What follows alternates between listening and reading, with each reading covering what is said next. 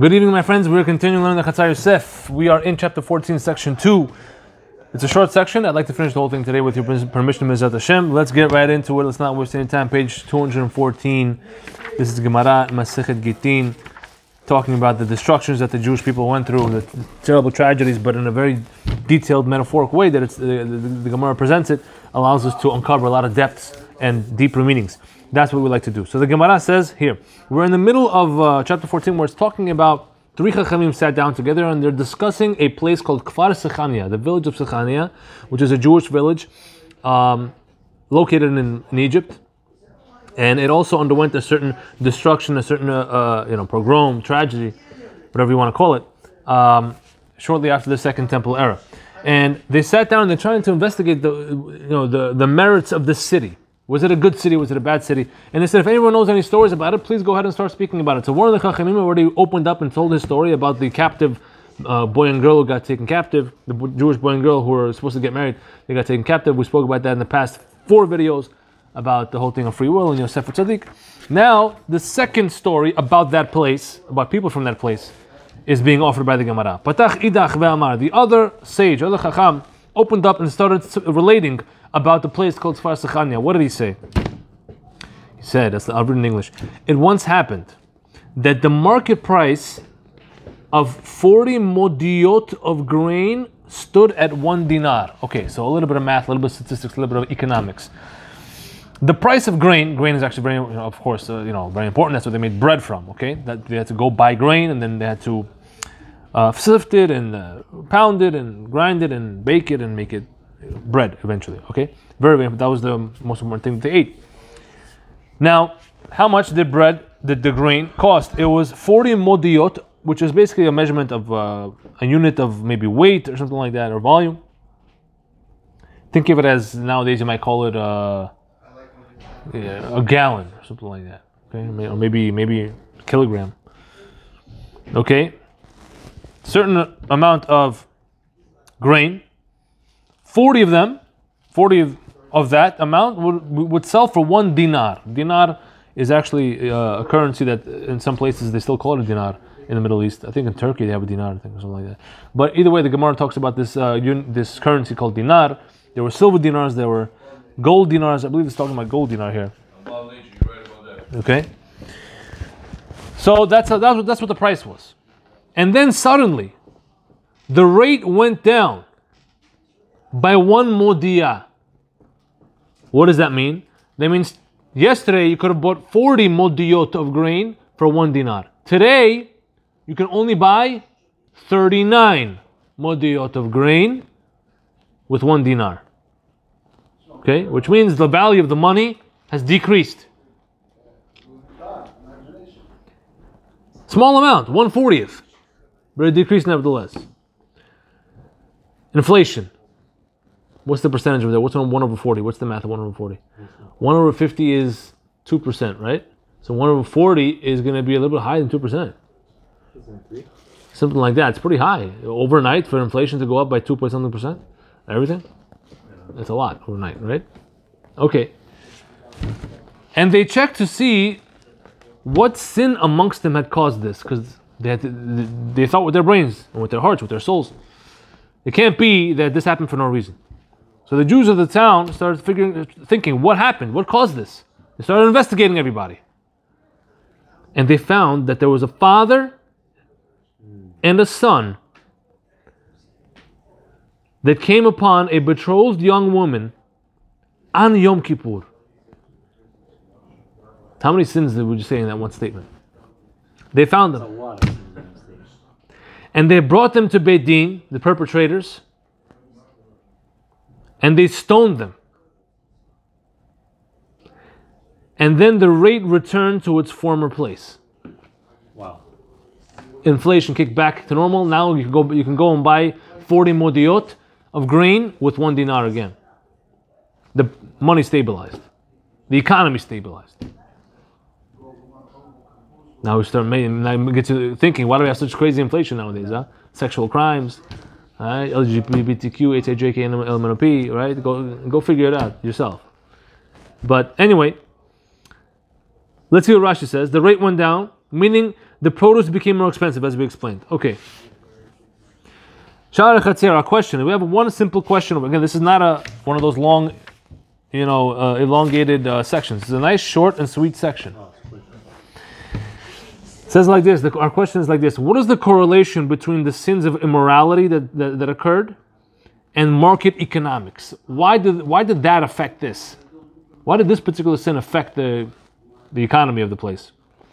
What is the significance of the number 40 also in this context, if there is any significance, right? We always like to dig into the details of the Gemara. They're not there for no reason. So what's the point? Why did the Gemara tell me 40? You could have just told me it went up by 1 or went down by 1. I would have understood the same. Why did you tell me it was 40? Okay, what's special about that? Now we're going to the Amudei Chatzar. Not that much commentary that we found. There's just a Bnei Yehuda. He says the following. The number 40 is significant here because it shows that the sustenance of the city was totally merited by their learning of Torah. Which means the money, the parnasah they were making was granted to them by heaven because of their righteousness in learning Torah. Couldn't they have said that without a number amount? But the number 40 is hinting to that, he's saying. How is it hinting to it? It's beneath the surface. It's not explicit, but that's how he explains it. Why 40? Because the Torah was given on Mount Sinai through Moshe over a 40-day period. So the number 40 represents Torah in that way. When the rate went down by 1 modiyah, which means, yesterday you bought 40, today you bought 39 of them, you could buy 39 of them. It hinted at the fact that there was one major sin that occurred.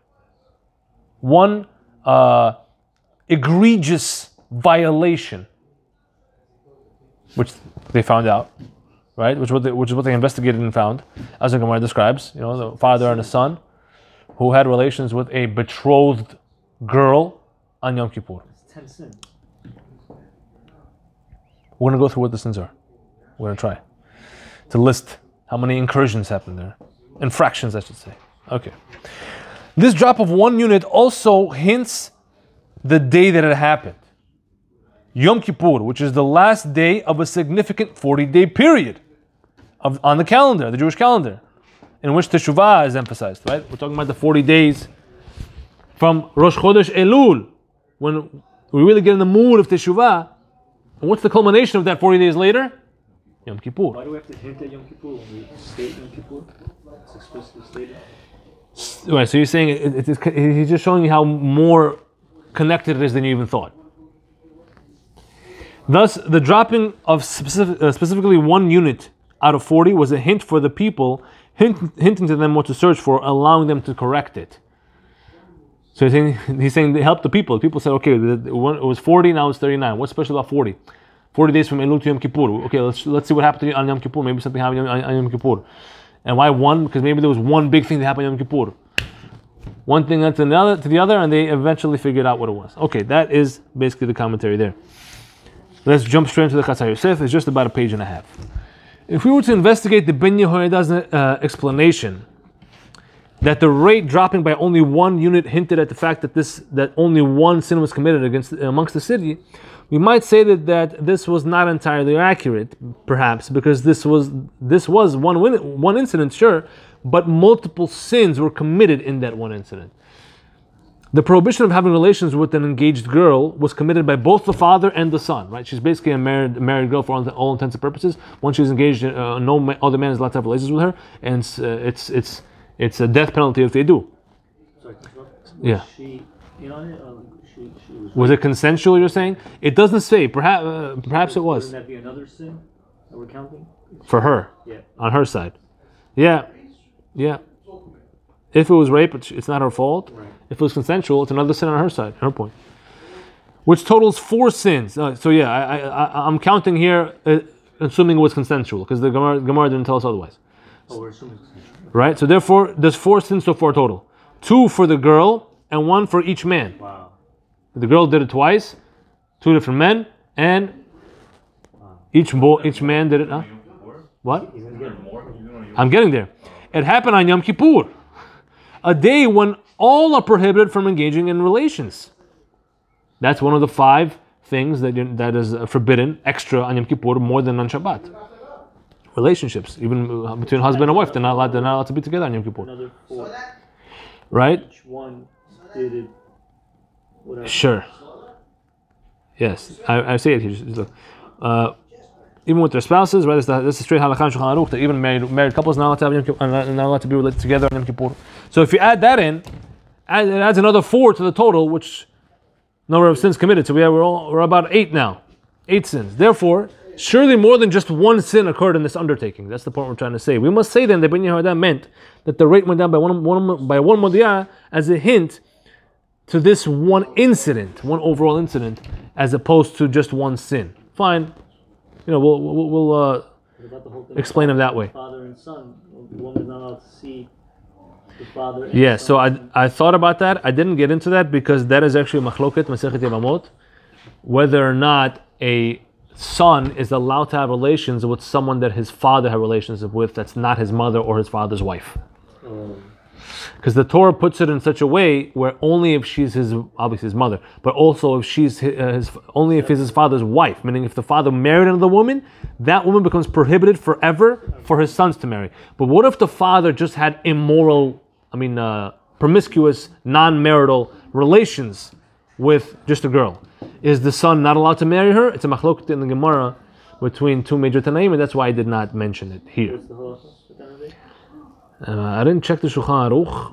I think we're machmir because Safik the right, but I'm not sure. Don't quote me on that particular. I have to look that up. I'm not sure. But again, we have more than one. That's the point. That's the point. Well, we could have 20 sins. We don't know how they did it. We don't know what they did. We don't know what they were thinking. We don't know anything. But in terms of actions, we're counting actions, not thoughts. Yeah, but she could have spilled seed elsewhere. They could have.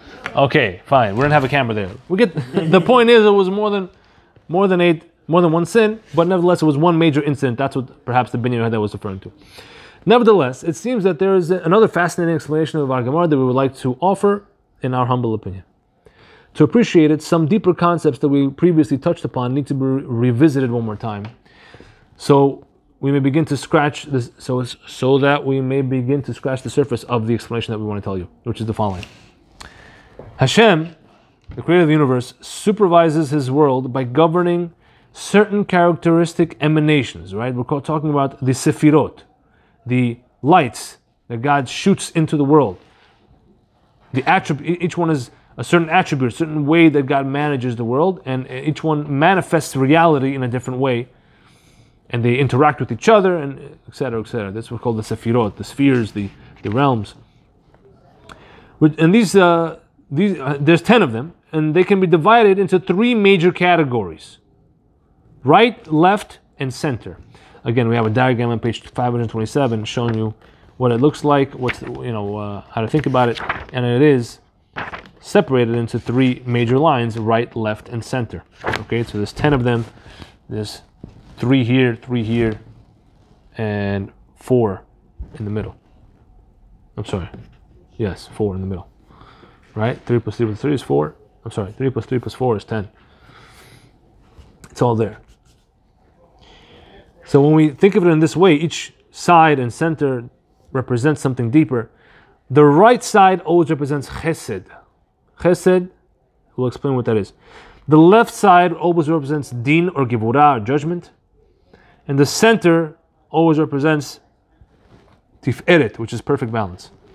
Chesed, the right side, is defined as the unlimited pouring out of the self, giving to no end.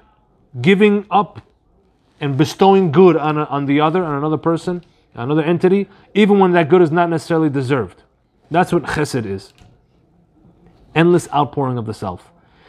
Gevurah, which is the left, which also gevurah means heroism. It's also called din, which means judgment, is the restriction or limiting of that giving.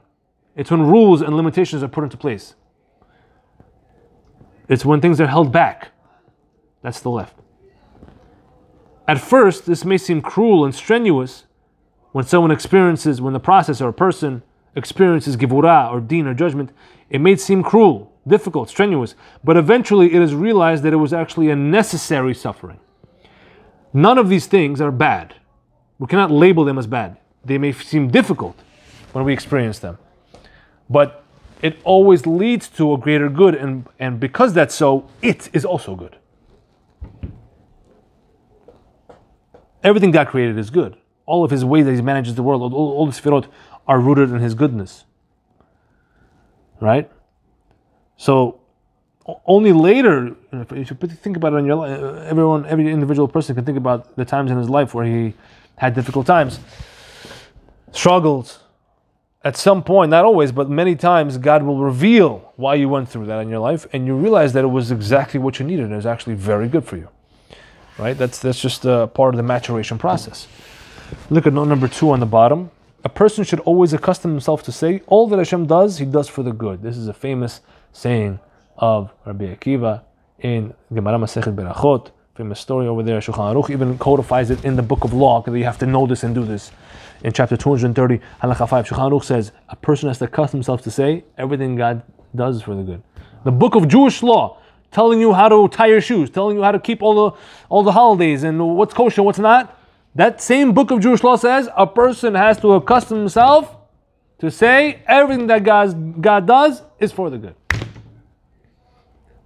Good.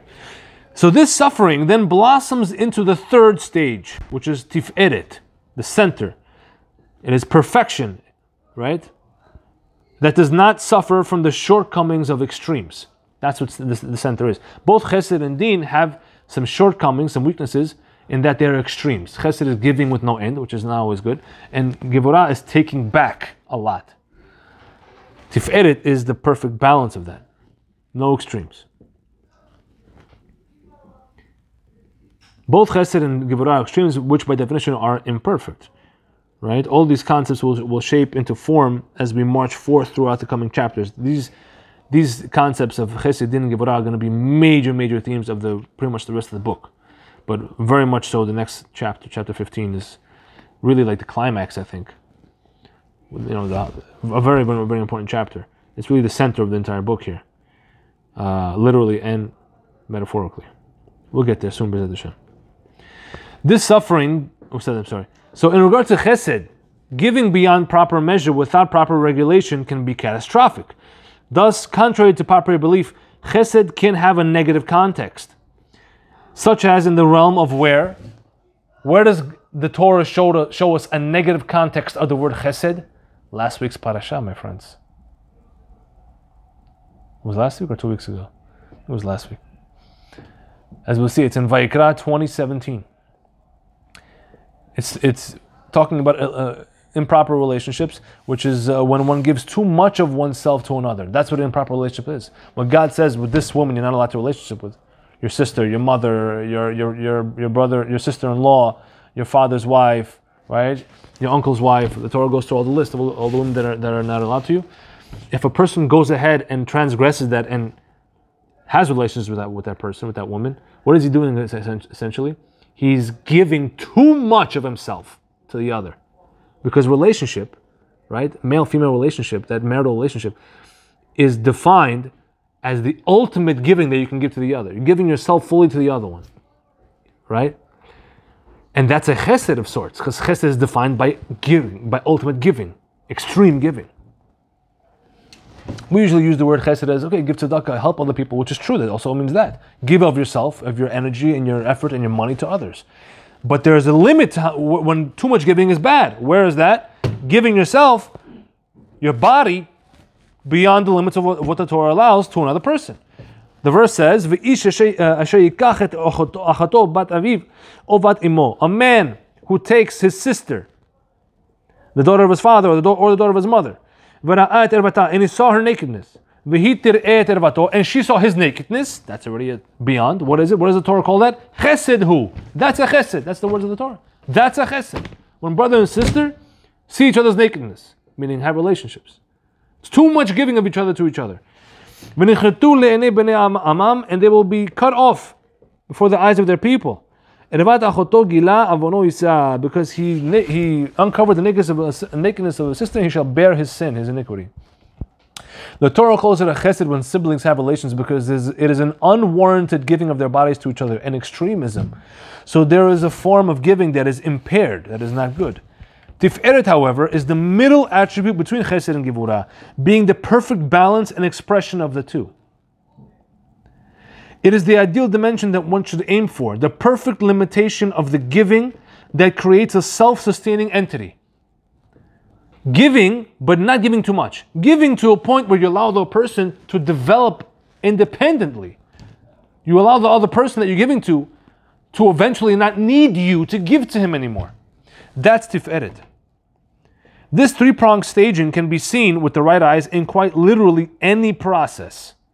That's the if you want to train yourself, think about anything in life, and you'll see this process manifest. Chesed, din, tiferet. Stage 1 chesed, stage 2 din, stage 3 tiferet. Again, we're gonna go much deeper into that. Chapter 15, B'ezrat Hashem. And our Gemara is no different, which means this same process is visible in our Gemara. The illicit relations committed by the father and the son with the engaged girl on Yom Kippur, that was chesed, an extreme giving of their bodies to each other, which is, again, that was a forbidden relationship because she's a married woman. Their subsequent sentencing and execution that happened, they got stoned, right? That was din and gevurah, because that is din means judgment. They were judged. An extreme stoppage of that chesed. That's what din is, a stoppage of the giving. As a result, what was the third stage? The third step, the rate of the currency found its ideal balance once again, which is identified with tiferet, because balance is tiferet. The rebalancing of that which was thrown off balance by the extremes, going back to normal, that's the tiferet. So that's the hint in our Gemara of how this process happened. The significance of the number 40 in our Gemara corresponds to the Hebrew letter mem, which is 40 in Gematria, 40 alphabet numerically. The exact also mem is the exact median letter of the aleph bet, which correlates directly with the attribute of tiferet, which is the exact medium, the exact middle, right? What's a median? Median is when you have a set of terms or numbers, and you put them in order. Let's say you have a group of numbers, 1, 35, 72, 8, 11, 15, right? So when you put them in order from least to greatest, the middle number is called the median. Same thing, the aleph bet, the 22 letters of the aleph bet. Now 22 is an even number, and anyone who remembers math, whenever you have an even number of numbers, which is 22 numbers, for example, the median would be the average between the two middle ones, because there's no one sticking out. There's no odd number. It's not an odd number of numbers, right? And the aleph bet has 22 letters. So how can I say the median is mem? So if you include the sofits, which is the final letters, there's 5 of them, right? Menatzpach, mem, nun, tzadi, pei, chaf, sofit. 5 plus 22 is 27. That gives you an odd number, and you put them in order. The median number, the median letter is mem. Okay? So mem, which is 40, corresponds to tiferet, because again, tiferet is all about the middle, the balance, the median. As we see, this three-pronged staging applies everywhere, which surely includes the language with which Hashem created the world, the aleph bet. The first letter aleph is the pure letter of chesed. We explored previously how aleph is strongly associated with Hashem, with spirituality and God, and Hashem's entire goal for creation was to bestow the ultimate chesed upon others. Right? We talked about in chapter 10, section 1, about Titus, when we talked about the depth of the letter aleph. It's a very spiritual letter. That's the letter of chesed.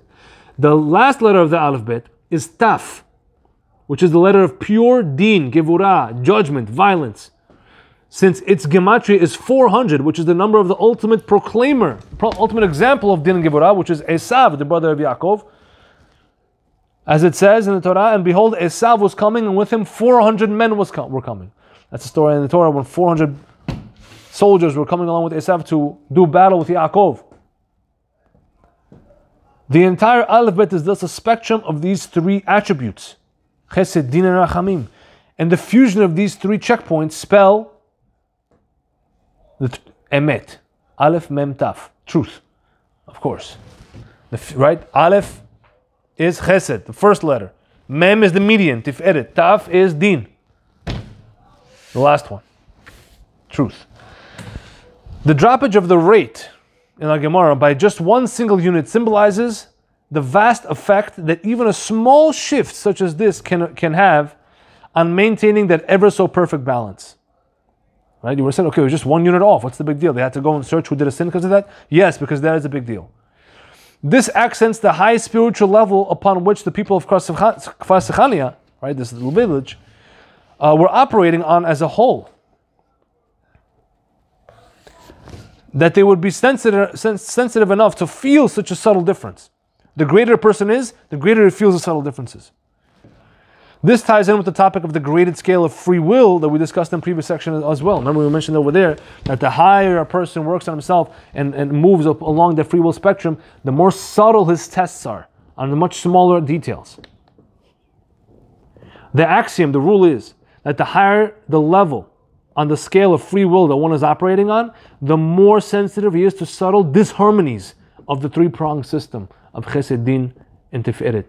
Masters of the system experience a tiny shift in one direction or the other, in any direction, as an intense sway. While amateurs might feel just a little tremble. No big deal.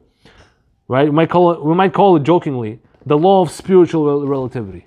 The higher you are spiritually, the more you feel slight differences in what should be. Thus, the droppage of the rate by one mudiyah was a sort of shock treatment for the high-level people of the city, to which they immediately responded by seeking out the heinous criminals and executing justice upon them, thereby rebalancing the spiritual status of the city as a whole, which was reflected by heaven as the restabilization of their market and economy. So that is that. That's the end of that section. Nice, short, sweet, to the point, but it got a little deep there for a second, but I think it was all for good. B'ezrat Hashem, next week we're going to go to section 3, the last thing about this village of Kfar Sechania, and then we'll be done with chapter 14. B'ezrat Hashem. Baruch Adonai Olam. Amen v'amen.